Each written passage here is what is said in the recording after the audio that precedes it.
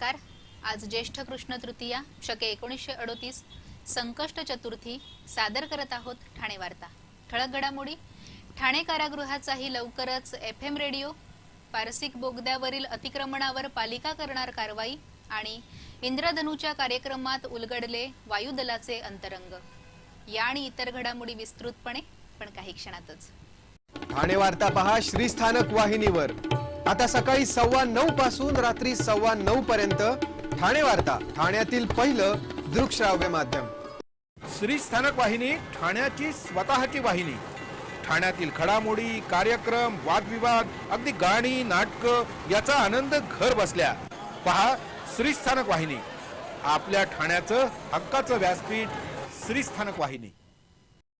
ठाणे वार्ता आता संकेतस्थळावर देखील ठाणेवार्ता.com वर क्लिक करा आणि ठाण्याच्या घडामोडी जाणून घ्या।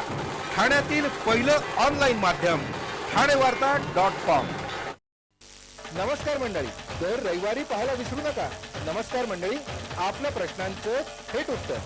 ठाणे वार्ता पहा श्रीस्थानक वाहिनीवर। आता सकाळी 9:15 पासून रात्री 9:15 पर्यंत ठाणे वार्ता, ठाण्यातील पहिलं दृकश्राव्य माध्यम। सध्या सर्वत्र एफएमचं पेव फुटलं असून आता ठाण्याच्या कारागृहातूनही एफएम रेडिओ सुरू होणार आहे। ठाणे कारागृहात या एफएम रेडिओसाठी एक खोली तयार करण्यात आली असून येत्या 15 दिवसात ठाणे कारागृहातून एफएम रेडिओ सुरू होणार आहे।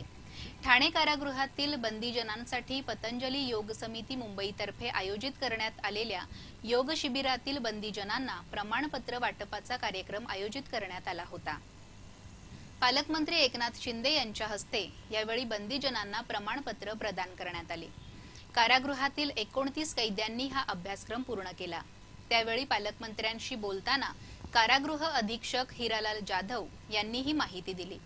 पालकमंत्र्यांनी कारागृहामध्ये फिरून कारागृहाची पाहणी केली। या एफएम रेडिओच्या उद्घाटनासाठी सुप्रसिद्ध चित्रपट अभिनेते अमिताभ बच्चन यांना पाचारण करण्याचा प्रयत्न सुरू असल्याचं हिरालाल जाधव यांनी पालकमंत्र्यांना सांगितलं। या एफएम रेडिओसाठी आवश्यक त्या परवानग्या आपण मिळवून देऊ असं आश्वासन पालकमंत्र्यांनी यावेळी दिलं।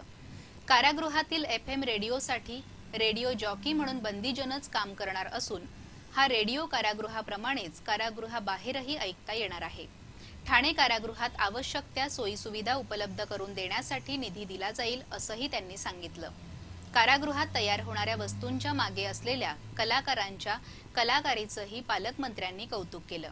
कारागृहात तयार होणाऱ्या वस्तूंसाठी योग्य बाजारपेठ मिळावी म्हणून अशा वस्तूंचं प्रदर्शन गडकरी रंगायतनमध्ये आयोजित केलं जाईल असं पालकमंत्री एकनाथ शिंदे यांनी पत्रकारांशी बोलताना सांगितलं।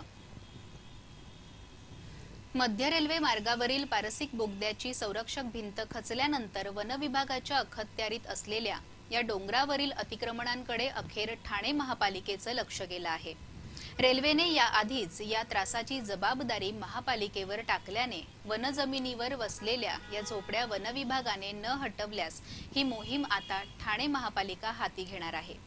पावसाळ्यानंतर ही अतिक्रमणे तोडण्याची तयारी प्रशासनाने सुरू केली असून 2 दिवसात वीज पाणी खंडित करण्याची नोटीस बजावण्याचे आदेश पालिका आयुक्त संजीव जयस्वाल यांनी दिले आहेत। बोगद्यावरील दोन्ही बाजूचा रहदारीचा मार्ग महापालिकेने बंद केला आहे। मध्य रेल्वेच्या जलद मार्गावरील ब्रिटिशकालीन पारसिक बोगदा सध्या अतिक्रमणाच्या विळख्यात सापडला असून वन विभागाच्या दुर्लक्षामुळे येथे परप्रांतीयांची मोठी वस्ती वसली आहे। येथील रहिवासी कचरा, घाण, प्लास्टिकच्या पिशव्या थेट रेल्वे मार्गावर फेकत असल्यामुळे डोंगरावर कचऱ्याचा डोंगर उभा ठाकला आहे। या बोगद्यावरील संरक्षक भिंत खचल्याने या अतिक्रमणांचा प्रश्न ऐरणीवर आला आहे। ठाण्याचे महापौर, स्थानिक सेना खासदार, रेल्वे अधिकारी आणि पालिका आयुक्त खडबडून जागे झाले, परंतु रेल्वेने या अतिक्रमणाबाबत पालिकेकडे अंगुली निर्देश करून जबाबदारी झटकली आहे। तर पारसिकचा डोंगर वन खात्याच्या अखत्यारीत येत असल्यामुळे येथील अतिक्रमणे हटवण्यासंदर्भात वन विभागाचे मुख्य अधिकारी सिंग यांच्याशी आयुक्तांनी चर्चा केली। किमान बोगद्यावरील रहदारीच्या मार्गात असलेल्या झोपड्या हटवण्यास सांगितले आहे। तसेच या झोपड्या वन विभागाने न हटवल्यास ही मोहीम पालिका हाती घेणार असल्याचं आयुक्तांनी स्पष्ट केलं। त्यानुसार येथील रहिवाशांचे वीज पाणी खंडित करण्यात येणार आहे। मॉरिशसमधील पंचतारांकित रिसॉर्टमध्ये नोकरीचे आमिष दाखवून ईशान्येकडील राज्यांमधील बेरोजगार तरुणांना ठाण्यातील दुकलीने सुमारे 20 लाखांचा गंडा घातला आहे. नौपाडा पोलीस या दुकलीचा शोध घेत आहेत. बी केबिन परिसरातील शिवकृपा सोसायटीतील तळमजल्यावर मेसर्स अमन एंटरप्राइजेस नावाने अजय दुबे आणि अजय मानी यांनी कार्यालय उघडले होते. या दोघांनी मॉरिशसमधील चंद्रानी स्पा अँड रिसॉर्टमध्ये नोकरी देण्याचे आमिष तरुणांना दाखवले. त्यासाठी प्रत्येकी 2,20,000 रुपये भरण्यास सांगण्यात आले. त्यानुसार सिक्कीममधील काही तरुणांनी तब्बल 19,95,000 रुपये HDFC आणि ॲक्सिस बँकेच्या खात्यामध्ये भरले. त्यानंतर दुबे याने ईमेलद्वारे बनावट व्हिसा, कॉल लेटर, विमानाचे तिकीट आणि मॉरिशसचा निवासी व्हिसा पाठवून दिला. मात्र काही दिवसानंतर ही कागदपत्रे बनावट असल्याचं उघड झालं. त्यानंतर या तरुणांनी ठाण्यात धाव घेतली असता हे कार्यालयच बंद असल्याचं आढळलं. आपली फसवणूक झाली असल्याचं लक्षात आल्यावर या तरुणांनी नौपाडा पोलिसांकडे धाव घेतली. या प्रकरणी गुन्हा दाखल करून फरार दुकलीचा पोलीस शोध घेत आहेत. ठाणे वार्ता पहा श्रीस्थानक वाहिनीवर. आता सकाळी 9:15 पासून रात्री 9:15 पर्यंत ठाणे वार्ता, ठाण्यातील पहिलं दृकश्राव्य माध्यम. आपला परिसर स्वच्छ आणि सुंदर ठेवण्यासाठी ठाणे महापालिकेत सहकार्य करा. ओला सुका कचरा वेगवेगळा जमा करा आणि रोगराईपासून मुक्तता मिळवा. ठाणे वार्ता आता संकेतस्थळावर देखील ठाणेवार्ता.com वर क्लिक करा आणि ठाण्याच्या घडामोडी जाणून घ्या. ठाण्यातील पहिलं ऑनलाईन माध्यम ठाणेवार्ता.com. डॉक्टर आणि रुग्णांचं पिढ्यानपिढ्यांचं जिव्हाळ्याचं नातं म्हणजेच डॉक्टर बेडेकर हॉस्पिटल. आता अत्याधुनिक सोयी सुविधा आणि तंत्रज्ञानयुक्त वंध्यत्व निवारण केंद्रात IVF आणि टेस्ट ट्यूब बेबीचीही सुविधा. डॉक्टर बेडेकर हॉस्पिटल, महर्षी कर्वेपथ, ठाणे. 65 वर्षांची निरंतर सेवा. ठाणे वार्ता पहा श्रीस्थानक वाहिनीवर. आता सकाळी 9:15 पासून रात्री 9:15 पर्यंत ठाणे वार्ता, ठाण्यातील पहिलं दृकश्राव्य माध्यम. नभम स्पर्शम दीप्तम हे ब्रीद सतत डोळ्यासमोर ठेवून भारतभूमीच्या संरक्षणात अत्यंत मोलाची कामगिरी बजावणाऱ्या भारतीय वायुसेनेचे तेजस्वी अंतरंग इंद्रधनु संवाद या कार्यक्रमात निवृत्त एअर मार्शल अरुण गरुड यांनी उलगडलं. प्रत्यक्ष युद्धाचा काळ आणि त्याहूनही शांततेचा काळ वायुसेनेसाठी दक्षतेच्या दृष्टीने फार महत्त्वाचा असतो. डोळ्यात तेल घालून जागरूक राहण्याचा खरा अर्थ त्यांनी दिलेल्या उदाहरणांवरून समजला. 1932 साली स्थापन झालेले वायुदल पीपल फर्स्ट मिशन ऑलवेज या धोरणानुसार अहोरात्र कार्यरत आहे. पाकिस्तान, चीन यांच्याबरोबर लढाया करून आणि युनोने दिलेल्या विविध देशांमधल्या जबाबदाऱ्या यशस्वीपणे पार पाडून आपले वायुदल आता सर्वार्थानं परिपक्व झालं आहे. वायुदलात असलेली विविध क्षमतांची लढाऊ विमाने डोळ्याचे पाते लवते न लवते तोच अशा प्रकारच्या प्रतिहल्ल्यासाठी अगदी सुसज्ज आहेत. हा विश्वास सोदाहरण श्रोत्यांच्या मनात जागवला. प्रत्यक्ष वैमानिक हे वायुदलाचे सगळ्यात महत्त्वाचे बलस्थान. तिथपर्यंत पोहोचण्यासाठी किती अथक शारीरिक आणि मानसिक तयारी करावी लागते याची यथोचित माहिती श्रोत्यांना मिळाली. धोरणात्मक दृष्ट्या सियाचीन भारतासाठी किती महत्त्वाचं आहे हे सांगून त्याच्या रक्षणाकरिता वायुसेना किती अपार कष्ट घेते हे पाहिल्यावर सर्वांच्याच मनात वायुसेनेविषयी असलेला आदर द्विगुणित झाला. वायुसेनेच्या कार्यपद्धतीचे सगळे पदर श्रोत्यांना समजतील अशा सोप्या पद्धतीने सांगितल्याने श्रोते भारावून गेले होते. स्वतः ठाणेकर असलेल्या अरुण गरुड यांनी एअर मार्शल या पदापर्यंत पोहोचण्यासाठी घेतलेल्या मेहनतीचा लेखाजोखा सांगितला आणि जर कोण्या युवकांना यात प्रवेश घ्यायचा असेल तर त्यांना मार्गदर्शन करण्याची तयारीही दाखवली. वायुदलाच्या शौर्याचे दर्शन घडवणाऱ्या दृश्यफितींनी आणि गरुड यांच्या सहज सोप्या संवादाने श्रोते भारावून गेले होते. शेवटच्या टप्प्यात श्रोत्यांनी त्यांच्या मनात असलेले अनेक प्रश्न मांडले.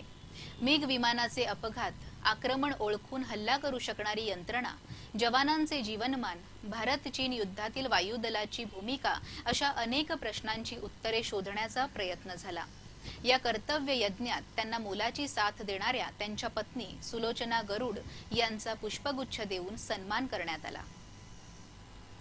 मध्य रेल्वेवरील पारसिक बोगद्याच्या कल्याणकडील बाजूस डोंगरावरील असलेली संरक्षक भिंत खचण्याच्या प्रकारामुळे मंगळवारी दिवसभर रेल्वे सेवा विस्कळीत झाल्याच्या पार्श्वभूमीवर खासदार डॉक्टर श्रीकांत शिंदे आणि ठाण्याचे महापौर संजय मोरे यांनी काल पारसिक बोगद्याच्या ठाण्याकडील बाजूची पाहणी केली. वाघोबा नगर म्हणून ओळखल्या जाणाऱ्या या परिसरात डोंगरावर मोठ्या प्रमाणावर वस्ती असून बोगद्याच्या वर मोठ्या प्रमाणावर कचऱ्याचे ढीग जमा झाले आहेत. पावसाळ्यात हा ढिगारा खाली येण्याची शक्यता लक्षात घेऊन तातडीने हा परिसर कचरामुक्त करण्याचे निर्देश खासदार शिंदे आणि महापौर संजय मोरे यांनी महापालिका अधिकाऱ्यांना दिले. मंगळवारी पारसिक बोगद्याच्या मुंबऱ्याकडील बाजूस झालेली दुर्घटना लक्षात घेऊन सुरक्षेच्या दृष्टीने ही पाहणी करण्यात आली. या ठिकाणी रेल्वे मार्गाच्या दोन्ही बाजूने मोठ्या प्रमाणावर वस्ती आहे. त्या तुलनेत बोगद्याच्या वरील बाजूस डोंगरावर वस्तीचे प्रमाण कमी आहे. मात्र येथे असलेले कचऱ्याचे प्रमाण लक्षात घेता मुसळधार पावसात हा ढिगारा खाली आल्यास रेल्वे सेवेला त्याचा फटका बसू शकतो. त्यामुळे तातडीने येथील कचरा हलवण्याचे निर्देश खासदार शिंदे आणि महापौर संजय मोरे यांनी प्रशासनाला दिले. वाघोबा नगर येथील रहिवाशांनी या प्रसंगी खासदार शिंदे यांच्याकडे पाणी टंचाईबाबत तक्रार केली. पूर्वी व्यवस्थित पाणी मिळत होते, मात्र प्रशासनाने पाणी पुरवठ्याची व्यवस्था बदलल्यामुळे मोठ्या प्रमाणावर गैरसोय होत असल्याची बाब रहिवाशांनी निदर्शनास आणून दिली. त्यावर पूर्वीप्रमाणेच पाणी पुरवठा करण्याचे निर्देश खासदार श्रीकांत शिंदे आणि महापौर संजय मोरे यांनी अधिकाऱ्यांना दिले. आदिवासींच्या हक्काचं संरक्षण व्हावं यासाठी एक नवी योजना येत्या शनिवारी ठाण्यात होणाऱ्या कार्यक्रमात जाहीर केली जाणार आहे. केंद्र शासनानं ही योजना आणली आहे. या निमित्तानं होणाऱ्या कार्यक्रमात आदिवासींशी संबंधित शिक्षण, न्याय, जमीन जुमला आणि विकासासंदर्भात या कार्यक्रमात चर्चा होणार आहे. विधी सेवा प्राधिकरणातील राष्ट्रीय तसंच राज्यस्तरीय वकील, उच्च न्यायालय आणि सर्वोच्च न्यायालयाचे न्यायाधीशही या कार्यक्रमात सहभागी होणार आहेत. देशाच्या एकूण लोकसंख्येच्या 8% अनुसूचित जमातीच्या व्यक्ती आहेत. देशामध्ये 2011च्या जनगणनेनुसार आदिवासींच्या 705 जमाती आहेत. प्रत्येकाची भाषा तसंच लोकसंख्या वेगवेगळी आहे. या आदिवासी जमातींचा सामाजिक स्तर वाढवण्यासाठी प्रयत्न केले जात आहेत.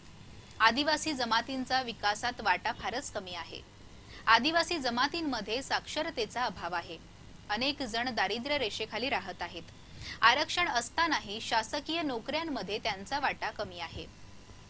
अशा आदिवासी जमातींचा विकास करण्यासाठी ही योजना असून त्यासाठी ही योजना जाहीर करण्यात येणार आहे. प्राचीन शास्त्रामध्ये सांगितलेल्या अनेक गोष्टी आधुनिक विज्ञानाद्वारे सिद्ध होऊ लागल्या आहेत. जर धर्मशास्त्राला प्रमाण मानून त्याचं आचरण केलं गेलं तर भारत पुन्हा वैभवशाली होईल, असं प्रतिपादन कलकत्त्यातील शास्त्र धर्म प्रचार सभेचे सचिव डॉक्टर शिवनारायण सेन यांनी केलं. अखिल भारतीय हिंदू अधिवेशनाअंतर्गत अखिल भारतीय हिंदू राष्ट्र संघटक अधिवेशनाच्या उद्घाटनात ते बोलत होते. आजकाल हिंदू धर्मशास्त्र आणि संस्कृती यावर चिखलफेक करून हिंदूंची बुद्धी भ्रष्ट करण्याचं षडयंत्र सुरू असल्याचं सेन यांनी सांगितलं. हिंदू राष्ट्राच्या स्थापनेसाठी हिंदूंमध्ये धर्म बंधुत्व निर्माण होणं आवश्यक आहे. त्यासाठी सर्व क्षेत्रातील हिंदूंचं राष्ट्रव्यापी संघटन निर्माण करण्याची गरज हिंदू जनजागृती समितीचे राष्ट्रीय मार्गदर्शक डॉक्टर चारुदत्त पिंगळे यांनी व्यक्त केली.